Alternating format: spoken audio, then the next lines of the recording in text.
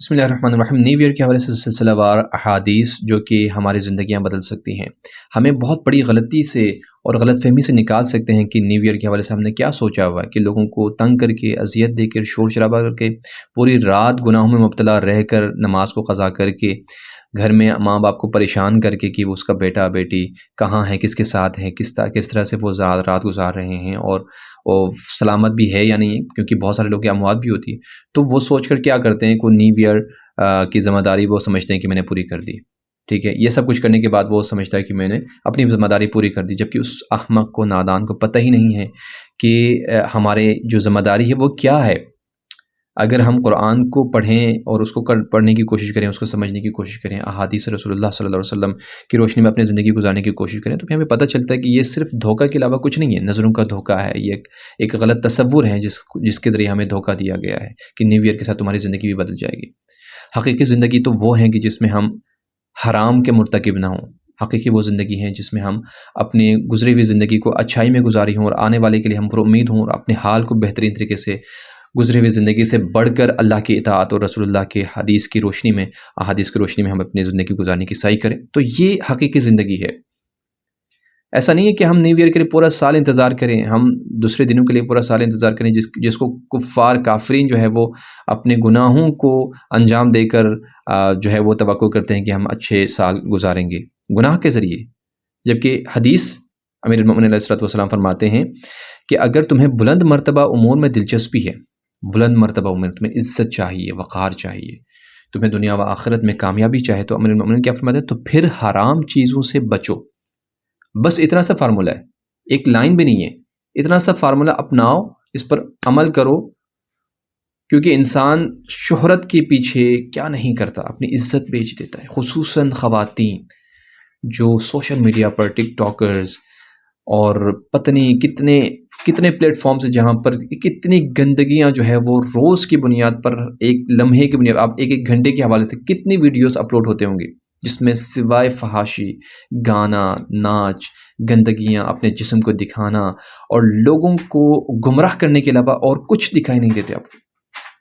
اور جو علماء کے ویڈیوز ہیں، جو قرآن کی چیزیں ہیں، اس کو ہم لائک تو ضرور کرتے ہیں، لائک کرتے ہیں، اور اچھا یہ بھی شیطان کی ایک چال ہے، شیطان کی ایک چال ہے کہ تم نے لائک کیا ہے نا، تم نے اپنا فائدہ کر لیا، مطلب تم کامیاب ہو گئے ہو، سنو نہیں، آگے کر دو اس کو۔ لیکن جہاں پر کسی نامحرم کی ویڈیو یا فوٹو آ جاتے ہیں تو ہم اس کو مکمل طور پر دیکھتے ہیں، اور اپنے نظروں کے ذریعے اپنے جسم میں اور اپنے دل میں اس گناہ کو اتار دیتے ہیں، اور جس کے بعد وہ گناہ تصور جو ہے وہ حقیقت میں بدل کر جا کر ہم گناہ کو عملی طور پر انجام دیتے ہیں۔ یہ خطرناک ترین گناہ ہے آنکھوں کے ذریعے جو ہوتے ہیں۔ لہٰذا اپنی نظروں کو نیچے رکھنے کے لیے خصوصی طور پر تاکید کیا ہے کہ نظروں کو اگر نیچے رکھیں گے تو ہزاروں گناہ سے انسان بچ سکیں گے۔ خصوصاً سوشل میڈیا ہے، گھر میں ماں کو پتہ نہیں ہے بیٹی جا کے کمرے میں کیا کر رہی ہے، بیٹا جا کے کیا کر رہا ہے، اور ہم یہ لوگ بیٹھے ہوئے ہیں کہ ہمارے لڑکی اور لڑکا جو ہے گھر پہ موجود ہے، لہٰذا کچھ نہیں کر سکتے، وہ سب کچھ محفوظ ہے، صحیح سلامت ہے، ٹھیک ہے، یہ سوچ کر ہم بیٹھے ہوئے ہیں۔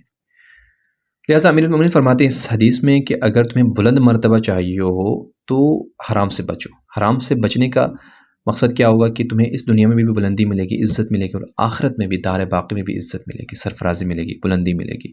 اور ہم بلندی حاصل کرنے کے لیے غرور کو وسیلہ سمجھتے ہیں، تکبر کو۔ جیسے آج کل ہم دیکھتے ہیں نا کہ فلم ڈرامے دیکھ کر ان لوگوں میں کیا ہے کہ وہ لوگ سمجھتے ہیں کہ ہم جتنا غرور کریں گے اتنا ہی ہم اپنی پرسنالٹی کو جو ہے وہ لوگوں میں عام کر سکیں گے، ہم شہرت پائیں گے۔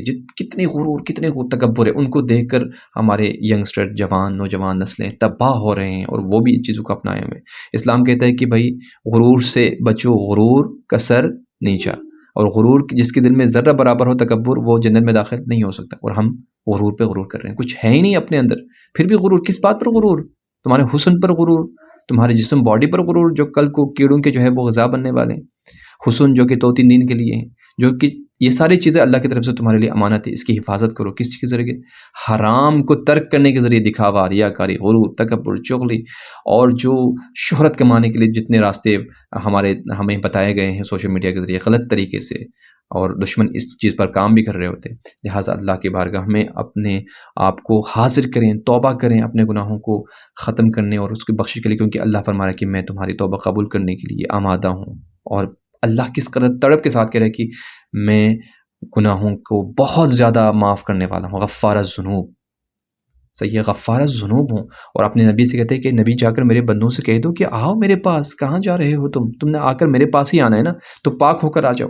اللہ ہمیں راستہ بھی بتا رہا ہے، سب کچھ بتا رہا ہے، لیکن ہم ان چیزوں سے اپنے آپ کو دور رکھے ہوئے ہیں۔ اللہ ہمیں پکارتا ہے، ہم سستی کرتے ہیں، جبکہ ہم اللہ کو جب بھی پکارتے ہیں اسے ہم حاضر پاتے ہیں۔ ہم کب پکارتے ہیں؟ جب کوئی مصیبت ہمارے سر پر آ جائے، جب ہم کسی مصیبت میں گر پڑ جائیں اور کوئی ہماری مدد کرنے والا نہ ہو، نا امید ہو جائے، تو اللہ کو پکارتے ہیں، اس وقت بھی وہ ہمیں جواب دینے کے لیے تیار ہے کہ اے میرے بندے میں تمہیں جواب دے رہا ہوں، لبیک عبدی، اے میرے بندے لبیک، میں آمادہ ہوں، بتاؤ۔ اس وقت بھی اللہ ہمیں جواب دینے کے لیے تیار ہے۔ لیکن جب ہم گناہوں پر گناہ کر رہے ہوتے ہیں، اللہ ہم سے تقاضا کرتے ہیں کہ گناہ کو چھوڑو، میری طرف آؤ، میری رحمت کی باہوں میں آ جاؤ، تو ہم اللہ سے کہتے ہیں کہ نہیں، ابھی ہم خوشی منا رہے ہیں، آپ ذرا تھوڑی دیر کے لیے باہر رہیں، آپ دور رہیں ہم سے۔ یہ ہمارا تقاضا ہے اللہ سے، یہ ہمارا رویہ ہے اللہ سے۔ تو پھر ہم کس طرح سے اپنی زندگی کو بہتر بنانے کی کوشش کرتے ہیں؟ صرف مسلمان کا لیبل لگنے سے ہم کیا جنت میں جائیں گے؟ ہم خیر پائیں گے؟ ہم جو ہے وہ دنیا اور آخرت میں کامیابی جو ہے وہ حاصل کر سکیں گے؟ نہیں۔